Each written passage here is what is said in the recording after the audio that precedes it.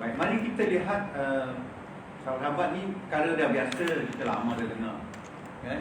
Tetapi Rasulullah kata naklah selalu dibaca, selalu diwar-warkan kisah aku, kisah kaum keluargaku pada semua manusia, walaupun dah berulang. Sebab apa? Sebab Nabi nak pastikan kita ni layak dapat syafaat. Itu tujuan dia, ya? Siapa yang selalu membicarakan Ahlul Bait, selalu berselawat, dia akan mendapat kemudahan atau syafaat daripada Rasulullah, ya. Ya. Jadi taklah boleh kita hanya kenal Rasulullah tanpa kenal Aisyah, tanpa kenal Khadijah, tanpa kenal Hasan Husin, tanpa kenal Ali, Fatimah, Ahlul Bait ni kan. Mestilah kita berusaha untuk meningkatkan kita punya maklumat pada Ahlul Bait ni, insya-Allah. Baik. Barulah kita nak mula bicara Rasulullah daripada dia apa ni, sebelum lahir, bermula daripada Abdullah, kan. Abdullah ni bernikah. Abdullah ni anak Abdul Muttalib, Abdul Muttalib ni ada 6 orang isteri. Tapi Abdul Muttalib tak masuk dalam Ahlul Bait.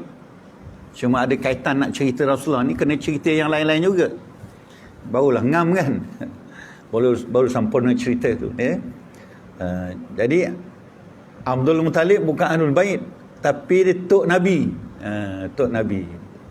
Dia ada 6 orang isteri. Anda tak ingat nama-nama ni? Boleh buat rujukan. Dan dia ada 16 anak. 6 anak perempuan, 10 anak lelaki, kan. Jadi Abdul Muttalib ni pernah bernazar dalam Kaabah.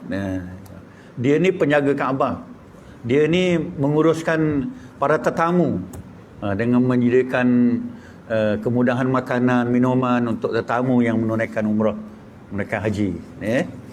Masa tu mereka mengikut haji yang dipadukan kepada Nabi Ibrahim. Tapi malangnya mereka ubah suai. Habis tawaf pergi jumpa berhala, dia ada 360 berhala. 360 berhala keliling Kaabah. Masing-masing kaum ada satu Kaabah. Kaum ni ada Kaabah, berhala. Jadi begitulah hal Abdul Muttalib ni. Dia bernazar, sekiranya aku dapat anak lelaki 10 orang, anak dah ramai tu. Pasti dia benar cukup 10 orang, dia akan korbankan seorang. Jadi dia pun jumpa, bahasa kita Tok Bomo dipanggil apa sana, dipanggil Allah, ialah orang yang berilmu lah, yang boleh memikirkan benda-benda yang di luar jangkaan kita, kan. Kalau zaman Fir'aun tu ahli sihir, kan. Bertembung dengan Nabi Musa, tewas semua ahli sihir. Jadi zaman Abdul Muttalib dia pun ada tokoh-tokoh macam tu. Dia boleh macam nujum lah gitu. Jadi bila dah dapat 10 anak tu, dia pun bawa anak dia ke tempat sembelihan di sekitar Kaabah tu.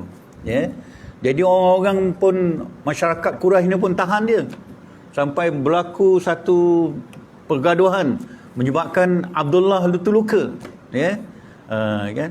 Jadi akhirnya Abdul Muttalib rujuk balik pada 4 nujum yang lain daripada Bani Sa'adah, Bani Sa'ad.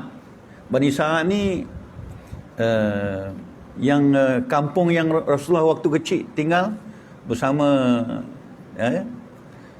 kaum Bani Sa'adah, Jadi dia kata, Tok Bomo ni kata, biasa kalau kita bunuh orang, apa hukumannya? Kita terbunuh ke kita bunuh, kalau ada hukuman, apa hukuman? Dia kata, sembelih 10 ekor, 1 nyawa, kita korbankan, kita bunuh orang 1 nyawa, kena balas, kena ganti dengan 10 ekor unta. Jadi kalau gitu, kita undilah. Undi. Undi, masukkan semua nama. Mula-mula undi pertama 10 nama anak-anak dia, ambil nama Abdullah, pusing lagi, ambil nama Abdullah sampailah 10 kali. Lepas tu barulah jumpa Pak Nujum yang kedua, bila orang Quraisy dah tahan dia daripada nak sembelih tu. Jadi masuk cadangan untuk Nujum tu, buat undian semula. Undian lembu dengan unta dengan Abdullah, kan? Balik bila dah pusing tu dua nama ni, angkat nama unta, angkat lagi unta, angkat lagi unta. Jadi akhirnya Abdullah tak jadi disembelih, tapi diganti dengan unta. Sebab cabutan tu 10 kali, maka fidyahnya, ganjaran balasannya ialah 100 ekor unta. Besar tu. Berapa ribu sekarang harga unta? Lembu pun 8,000. Takkan unta 800 kan? Kalilah harga sekarang lah kan. Dulu mungkin tak sampai kan. Baik. Kemudian Abdullah ni selamatlah daripada tuntutan nazar bapa dia tadi, Abdul Muttalib.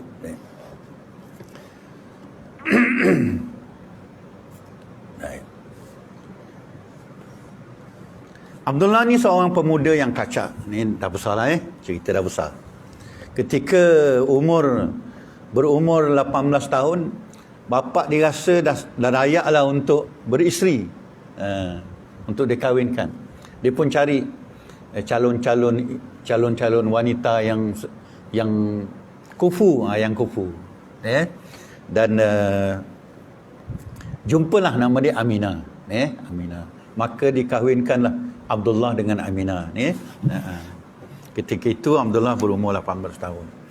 Jadi lepas nikah tu dia duduk kat rumah pak mertua ni, rumah Aminah, 3 hari.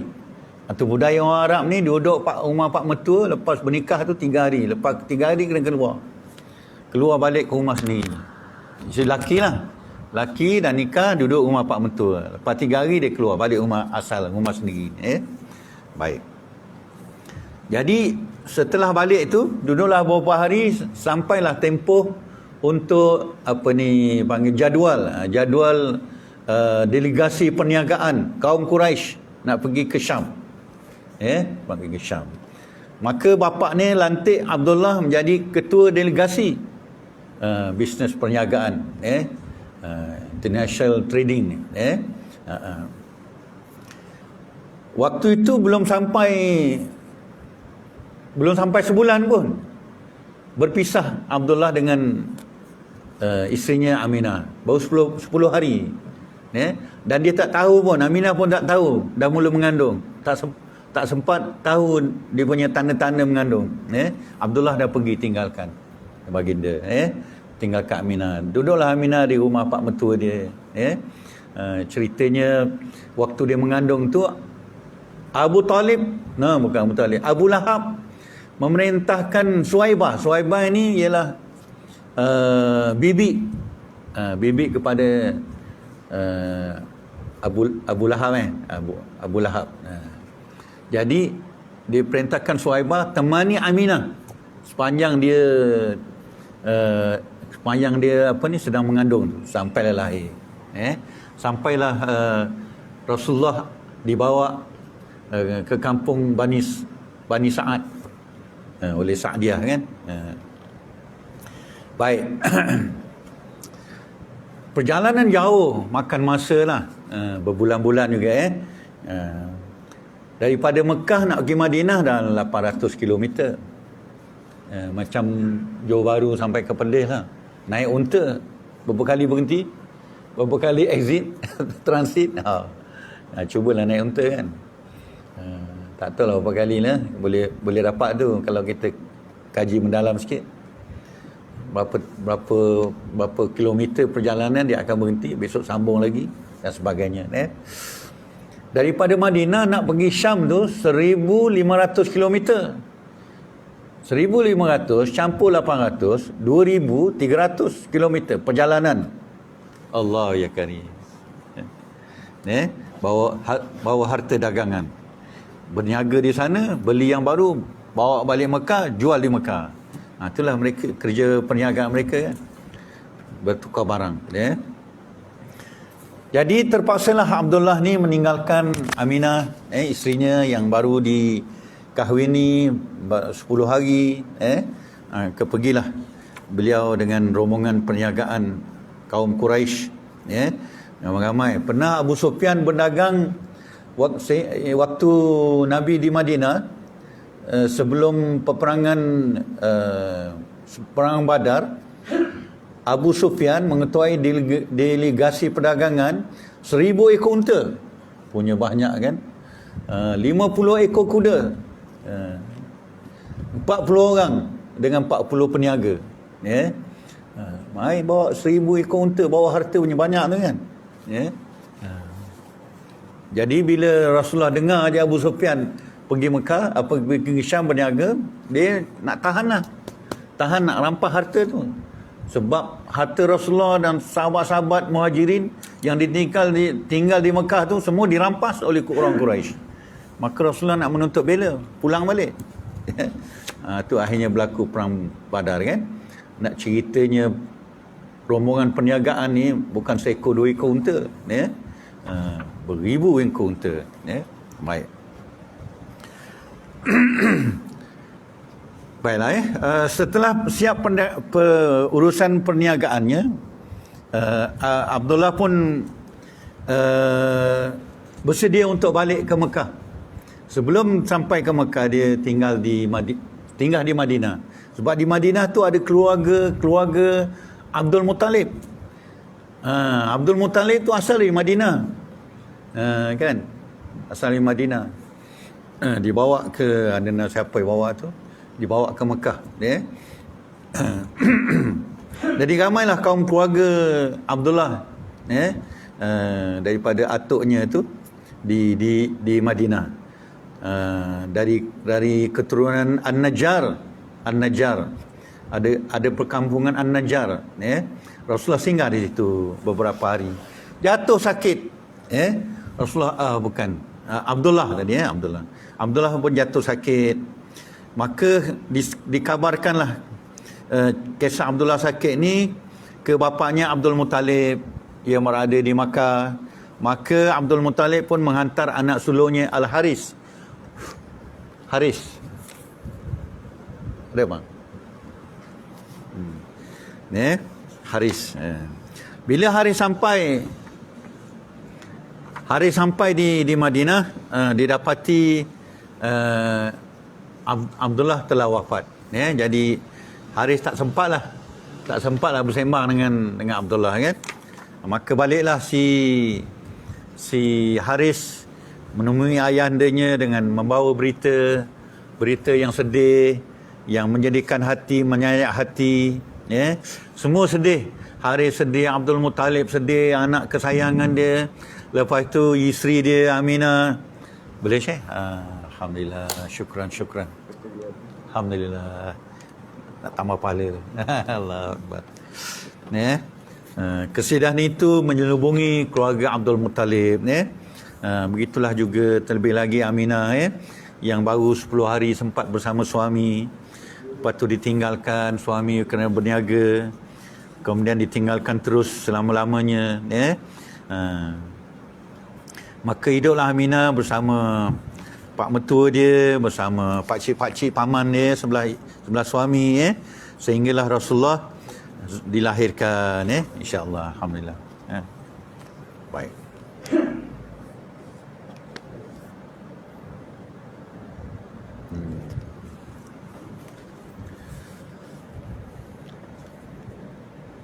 Baik, kita beralih kepada poin seterusnya, ialah Rasulullah sendiri. Tadi pak dia, atuk dia, bapak dia Abdullah.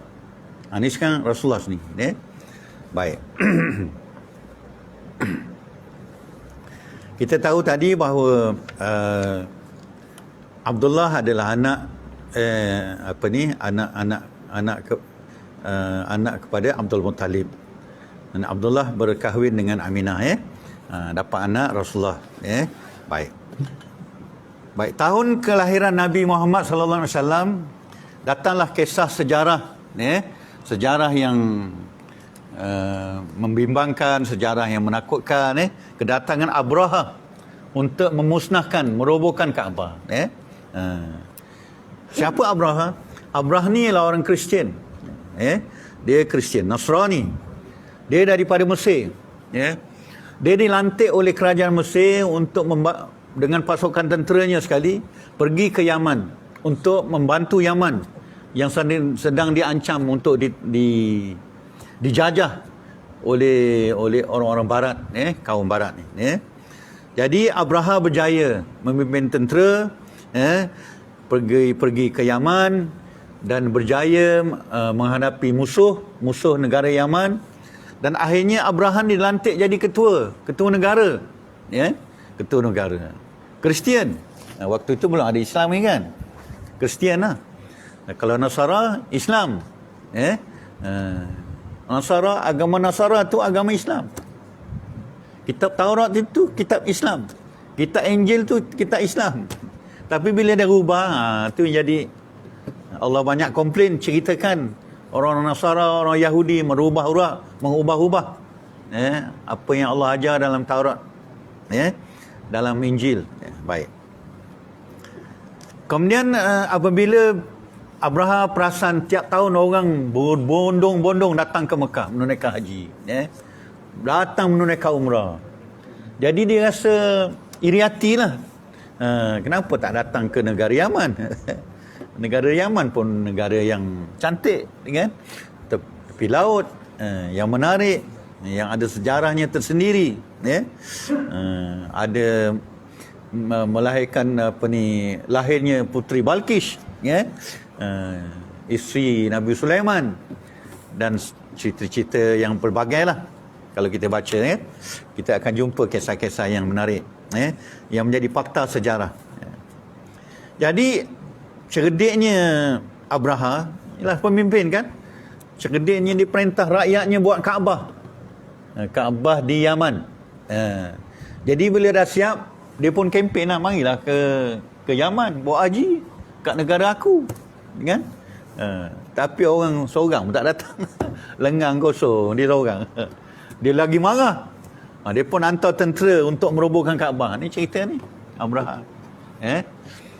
Alam tara kaifa fa'ala rabbuka bi ashabil fil alam yaj'al kaidahum fi tadlil wa arsala 'alaihim tayran ababil tarmihim bihijaratin min sijil faj'alahum ka'asfin ma'kul.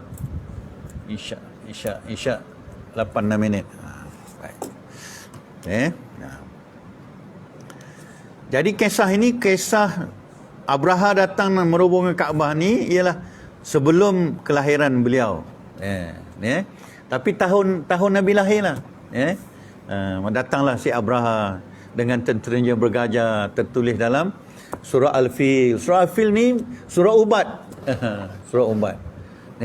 Ubat pengamal ubat kerohanian ni, ubat apa nama lagi? Ru'yah ni dia jadikan ni sebagai ubat.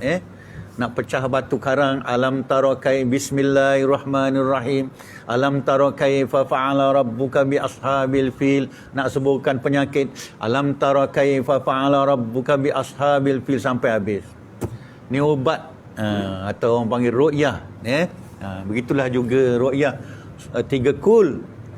Kul huwallahu ahad, kul a'udzu birabbil falaq, sampai habis kan? Kul a'udzu birabbin nas. Jadi kalau kita rasa tak sedap badan, perut mulas-mulas dan sebagainya, peganglah tempat sakit tu, baca Allahumma salli ala sayyidina Muhammad wa ala ali sayyidina Muhammad. Bismillahirrahmanirrahim. Alam tara kaifa fa'ala rabbuka bi ashabil fil alam yaj'al kaidahum fi tadlil wa arsala 'alaihim tayran ababil tarmihim bihijaratin min sijil faj'alahum ka'asfin ma'kul. Tapi ada orang kata tak sembuh pun je. Rupanya ada syarat. Tak sembuh tu sebab kita tak amal. Dia kena amal, jadikan zikir. Kita berzikir dengan ayat tu. Lepas solat kita zikir berapa ribu kali, berapa ratus kali, berapa kali. Dan kita mohon pada Allah, ya Allah, jadikan ayat ni ayat perubatan untuk diriku dan keluargaku. Ini main ambil tu jadi ubat tak jadi. Kan baca sekali dia kena zikirkan. Banyak kena berguru lah. Dia cari ilmu tu berapa kali kena zikir. Macam mana belajar Al-Ikhlas kena baca 100 kali lepas asar. Kan? Lepas Zuhur baca Al-Fatihah beratus kali lagi. Dah beratus-ratus kali, beratus-ratus hari, sampailah tahap engkau boleh jadikan apa ni, jadikan ru'yah ayat ni. Tu kena berguru lah. Dia tak boleh ambil dengar, ambil. Sebab dia ada adab dia, ada SOP dia. Sepanjang tempoh kehamilan, Aminah tidak menanggung kesulitan dan kesukaran, kepayahan, muak-muak lah, bawaan bayi lah, macam orang kita kan, kejap muntah lah, bau ikan tak boleh. Anak menantu anak, bau ikan pun tak boleh. Allahu Akbar. Aminah tak macam tu. Wanita yang mulia ni tak begitu. Bukanlah kata anak kita tak mulia.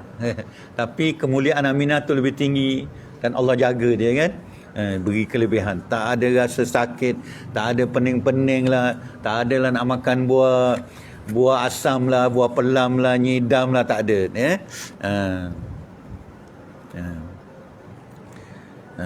Pada satu hari Aminah pernah berkata kepada Halimatus Sa'diyah. Ni Halimah nak sebut tadi tak datang-datang, Halimatus Sa'diyah kan, ibu susu Nabi. Nabi duduk masa kecil 4 tahun 5 tahun duduk di kampung Halimah lah. Dipanggil kampung Sa'adah, Bani Sa'adah. Yang Abu Talib tadi, Abdul Muttalib cari apa pendeta tadi kan, untuk dapat jawapan macam mana nak buat ni. Lepas tu dia cadang apa tadi, cadang sembelih unta kan. Apa kata apa ni, kata si Aminah kepada Halimah, demi Allah, saya tidak pernah melihat orang hamil itu mudah. Bukan. Ya, pada satu hari Aminah pernah berkata kepada Halimah, demi Allah, saya tidak pernah melihat orang hamil itu mudah, tetapi saya melalui dengan mudah ketika saya mengandungkan Muhammad. Malah Aminah pernah mendengar bisikan yang mengatakan, sungguhnya engkau mengandungkan pemimpin utama, pemimpin umat. Jika engkau melahirkannya nanti, maka sebutlah aku berlindung kepada Tuhan Yang Esa daripada kejahatan para pendengki, dan namakanlah dengan nama Muhammad. Jadi antara insan-insan yang dibisikkan oleh Jibril AS ni Aminah. Dia ada berapa formula sahabat. Pertama, para nabi ni dapat wahyu. Kalau kita ni dapat ilham. Yang sampaikan wahyu tu Jibril, yang beri ilham pada kita pun Jibril. Ni saya baru jumpa 2 minggu lepas. Satu penulisan kajian. Oh, macam tu rupanya. Nak bicarakan wahyu. Jadi ada murid tanya, yang ilham ni macam mana Tok Guru? Itulah jawapan dia. Ilham tu Jibril.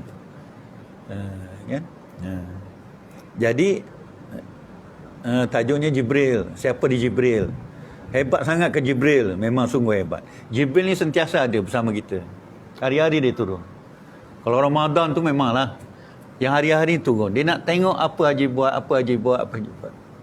Dia nak jadi saksi. Yang catat tu lain. Yang catat tu roket mati. Yang tengok ni sebab nanti bila dia naik, Allah tanya, macam mana umat Muhammad? Macam mana hamba-Ku? Ya Jibril, kau tak buat kerja ke? Dia selalu jumpa Allah, hari-hari jumpa Allah, Jibril ni. InsyaAllah. Jadi yang bisik pada Aminah ni Jibril lah. Allahu Akbar. Bismillahirrahmanirrahim. Syukur. Dah nak 1 minit lagi. Baik, ada soalan?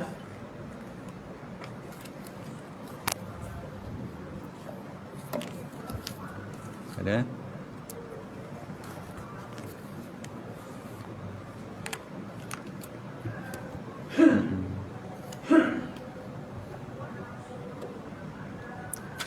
Ada?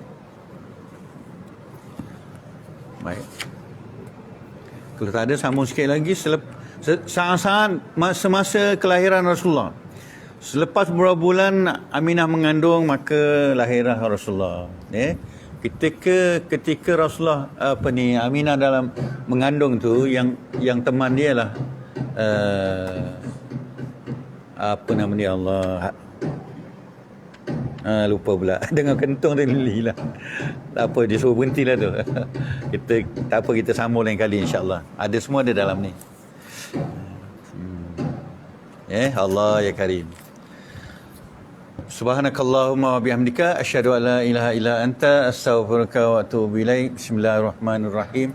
Wal 'asri innal insana lafi khusr illa alladhina amanu wa 'amilus solihat wa tawassaw bil haqq wa tawassaw bis sabr. Bismillahirrahmanirrahim. Bismillahirrahmanirrahim. Irfa' qudratana, yassir umurana, washrah sudurana, yassir umurana, warzuqna min haitsu la nahtasib bifadlika wa karamika bijudika ya Allah ya Karim. Amin. Wa sallallahu ala sayyidina Muhammad wa ala alihi washabihi wasallam. Alhamdulillah rabbil alamin. Assalamualaikum warahmatullahi wabarakatuh. Baru datang Suhaibah. Yang jaga Aminah ni Suhaibah.